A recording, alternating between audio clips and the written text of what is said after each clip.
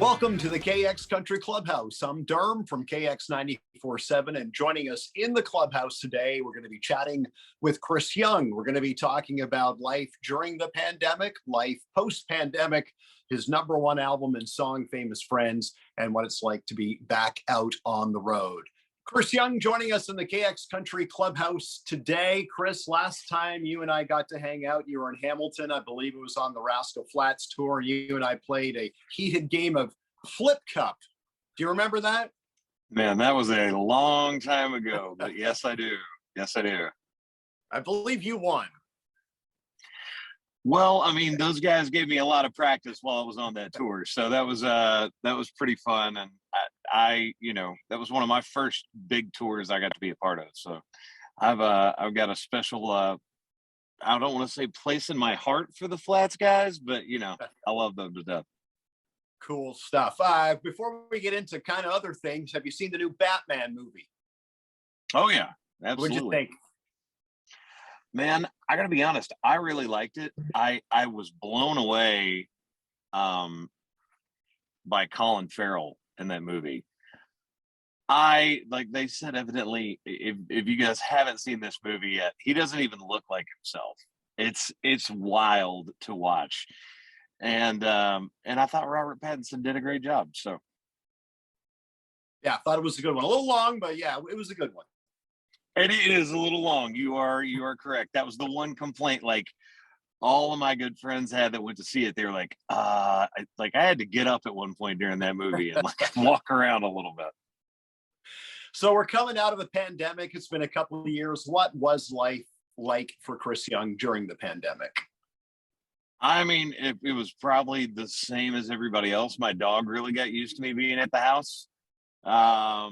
And then, I just got a lot of work done that I could do for my studio. That was the one kind of blessing in disguise. But it has been fantastic to be on the other side of that and actually be out there playing music again. Because, you tend to forget, like we as creatives and as musicians love to be in the studio, love doing all that stuff. But man, it's part of it is that then you get to go out and play it for live audiences. And not being able to do that for quite a while was not something I want to go through again in my adult life. And 2021, despite the pandemic, it was still a great year for you with the Famous Friends album doing so well, the Famous Friends single going to number one. It was the number one song on the country year-end country Billboard charts, the number one song of 2021. That's pretty cool. Man, it's just amazing. Blows me away. I mean, I've been lucky enough, one, to be in the same place my entire career as an artist. I've been on RCA my whole career. And, this is year 16 next month that I've been on RCA. And to be that far along in my career and still experiencing firsts, and that's the first time I've ever had a song be the most played song on the Billboard charts for the entire year.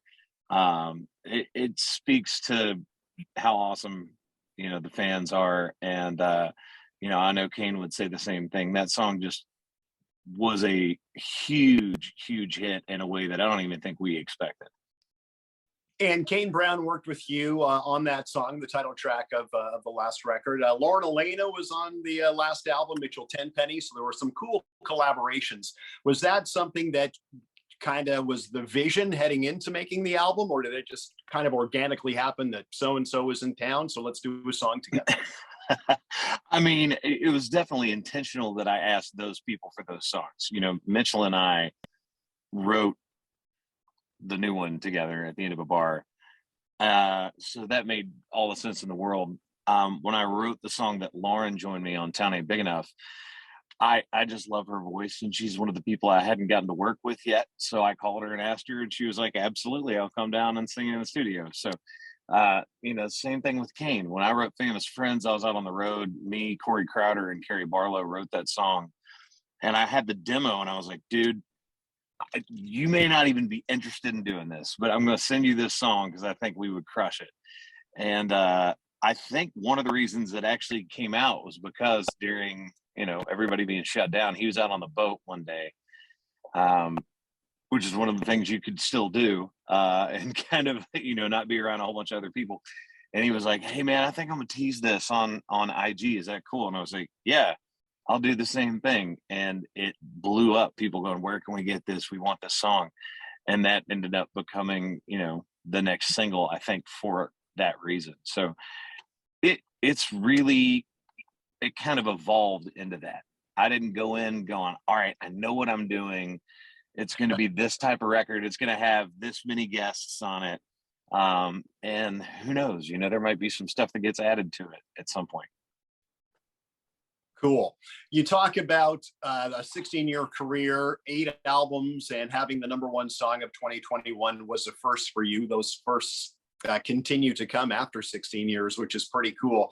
Do you remember starting out, the first was it selling out a bar? Was it playing your high school and wow, I've made it? And then, oh God, I don't think I'd want to play my high school. Yeah, I going into different venues, and it took me, several years at the beginning of my career when I signed my deal.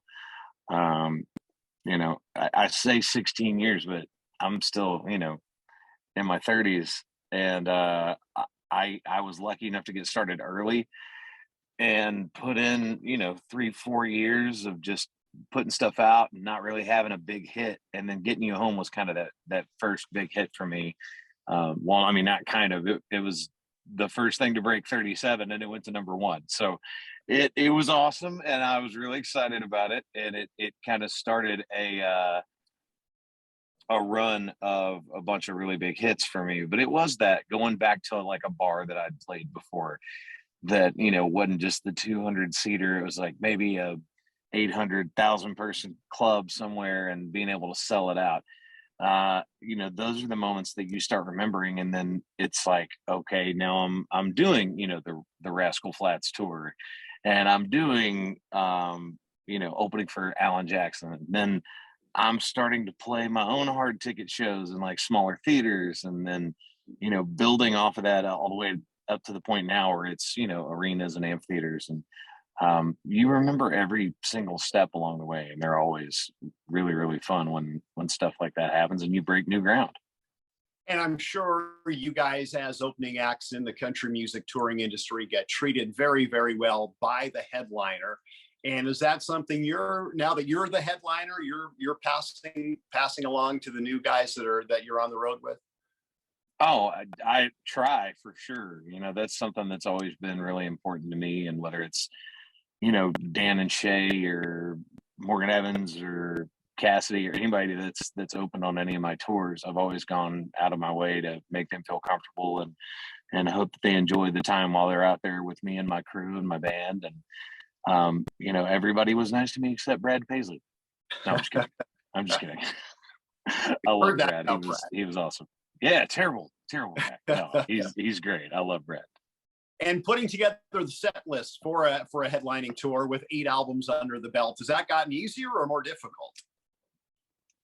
A little bit of both, right? Because now I'm not doing like the single at the beginning, middle, and end of my show like I did at the beginning of my career.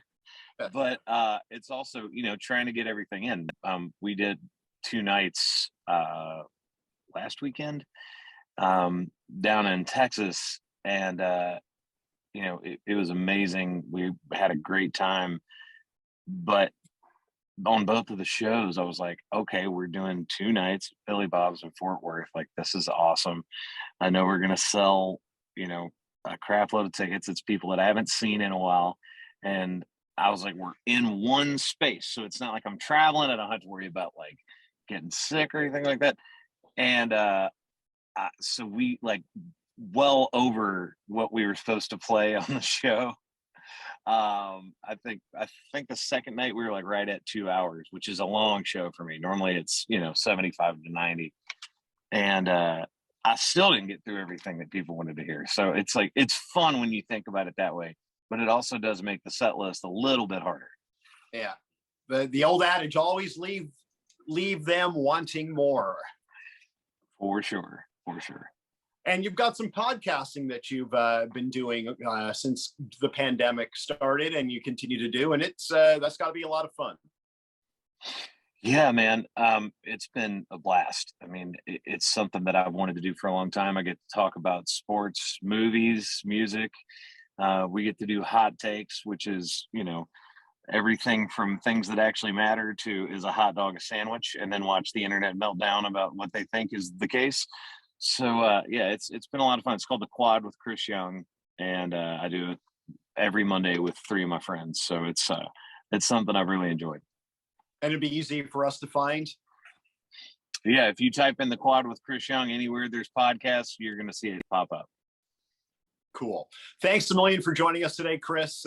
Continued success, safe out on the roads, enjoy the headlining tour, and we look forward to having you back in KX Country. Absolutely. I'm looking forward to it. Thank you for the time. Thanks for joining us in the KX Country Clubhouse today, and be sure to visit the video page at kxcountry.fm to check out our other recent artist visits, and you can stay up to date on all the latest interviews by following at KX96 and at KX947 on TikTok, Twitter, and Instagram. And we'll see you next time in the KX Country Clubhouse.